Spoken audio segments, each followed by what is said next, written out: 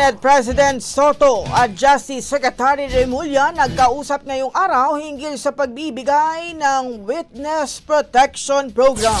Brigada Ann Cortez, Brigada mo. Brigada Live Report. Kinumpirma ni SP Pro Tempore Ping Lacson na nagkausap ngayong araw Senate President Tito Soto at maging si Justice Secretary Crispin Remulla tungkol sa pag-admit at maging pagrekomenda na mga pwedeng ipasok sa Witness Protection Program.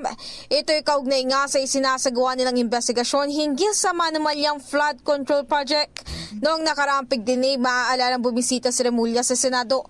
Ito'y para kausapin si Curly Discaya hinggil sa pag-apply nito bilang state witness. Pero noong araw na yon ay hindi pa nga raw niya masabi kung fit itong makapasok sa programa.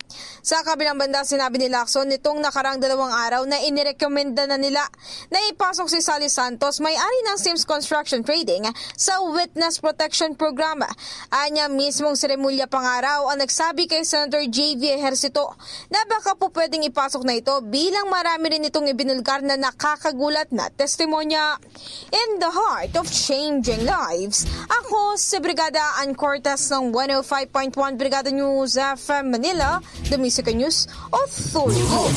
Ang bahaging ito ay hatid sa atin ng Yummy-Vit ES3 Syrup. Simulang tuparin ang pangarap ng iyong anak. And starting now,